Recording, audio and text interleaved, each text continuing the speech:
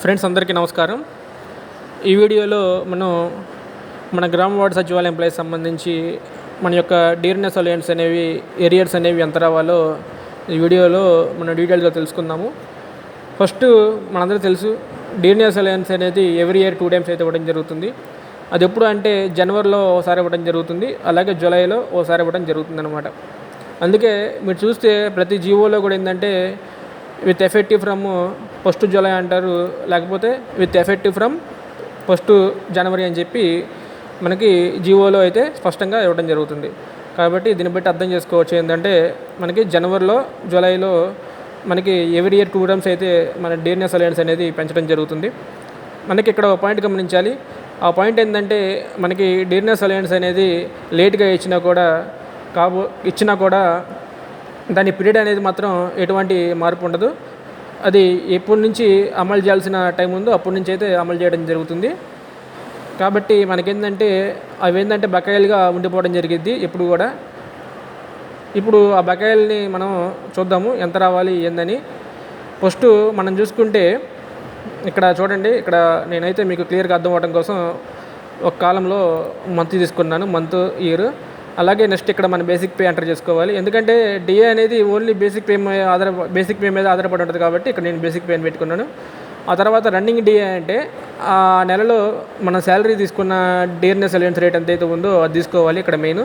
తర్వాత sanction DA అంటే ఏంటంటే శాంక్షన్ చేసిన డిఏ అంటే ఒరిజినల్ డిఏ అనమాట. అంటే విత్ ఎఫెక్టివ్ ఫ్రమ్ ఇప్పుడు 1st జూలై అంటారు, 1st జూలైకి ఉన్న డిఏ ఎంత అనేది ఇక్కడ 1st జూలైకి ఉన్న డిఏ ఎంత, 1st జనవరికి ఉన్న డిఏ ఎంత అనేది మనం చూసుకోవాల్సి ఉంటుంది. అక్కడ తీసుకోవాలి. ఎందుకంటే మనకి టైంకి ఈ డీర్నెస్ అలయన్స్ సంబంధించిన జీవోస్ అనేవి రావు కాబట్టి మనం ఏరియర్ అనేది అప్పటి నుంచి మనం చూసుకోవాలి కాబట్టి ఈ లెక్కన ఇక్కడ తీసుకోవాల్సి ఉంటుందన్నమాట. ఇప్పుడు చూస్తే ఫస్ట్ మనం పిఎస్ గ్రేడ్ 5 అలాగే అడ్మిన్స్ ఎవరైతే ఉంటారో వాళ్ళు చూద్దాము. పిఎస్ గ్రేడ్ 5 అలాగే అడ్మిన్స్ ఎవరైతే ఉంటారో వార్డ్ అడ్మిన్ సెక్రటరీ వాళ్ళు చూద్దాము.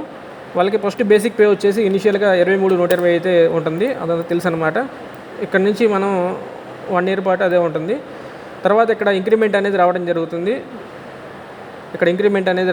కాబట్టి బేసిక్ పే అనేది మారుద్ది అనమాట. 23,780 రూపాయలు అయితే అయింది. అక్కడ నుంచి మళ్ళీ 1 year పాటు ఈ బేసిక్ పే అనేది కొనసాగుతుంది కాబట్టి ఇక్కడ వరకు తీసుకుంటాం.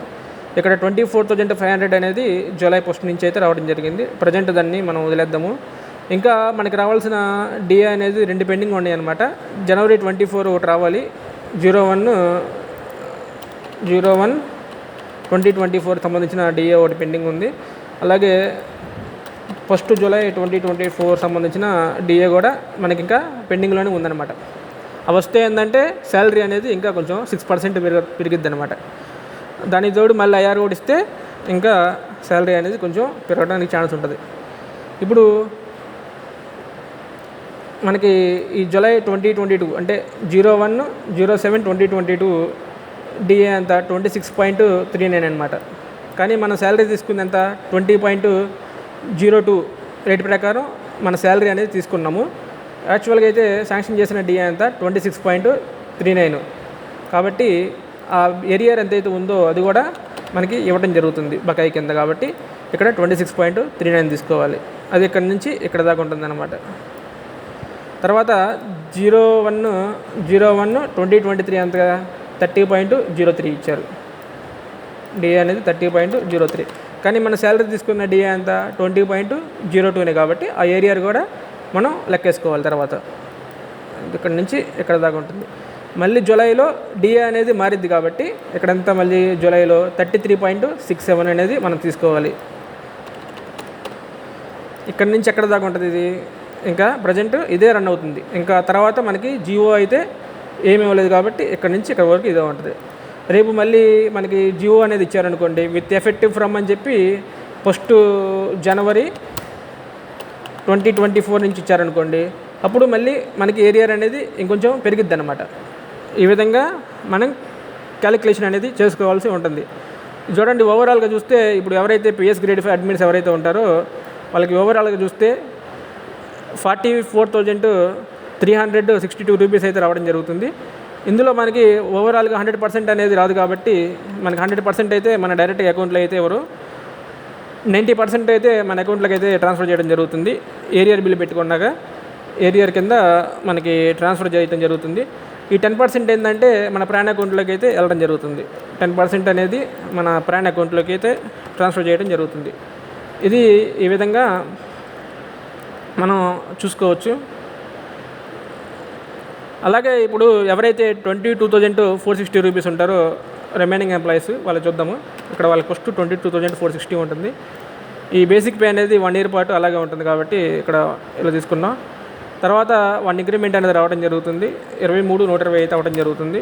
ఇది కూడా 1 ఇయర్ పాటు కొనసాగుతుంది కాబట్టి తీసుకున్నాం.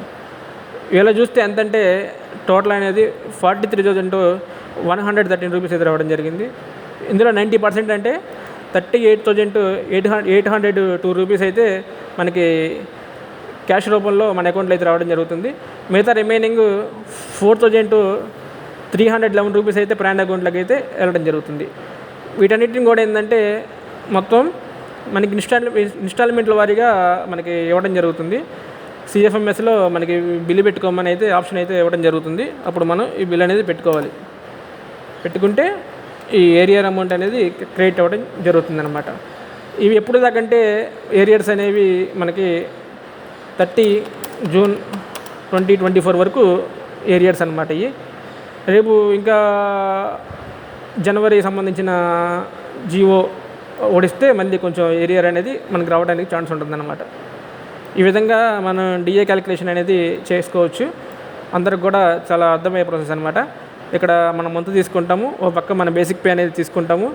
అలాగే రన్నింగ్ డిఏ అంటే ఏంటంటే మన శాలరీ తీసుకున్న డిఏ ఎంత ఉందో అది తీసుకోవాలి. తర్వాత నేను చెప్పాను కదా జూలై జనవరికి సంబంధించిన డిఏ రేట్ అంతా చూసుకొని దాన్ని పక్క కాలంలో వేసుకొని దాంట్లో నుంచి దీన్ని తీసేస్తే ఈ బ్యాలెన్స్ అనేది వచ్చింది అనమాట. ఆ వచ్చిన టోటల్లో 90% ఏమో మనకు రావడం జరుగుతుంది. ఈ 10% ఏమో ప్రాన్ అకౌంట్లోకి వెళ్ళడం జరుగుతుంది. ఇది ఈ విధంగా డిఏ క్యాలిక్యులేషన్ అనేది చేసుకోవచ్చు. చాలా ఈజీగా ఉంటుంది అనమాట.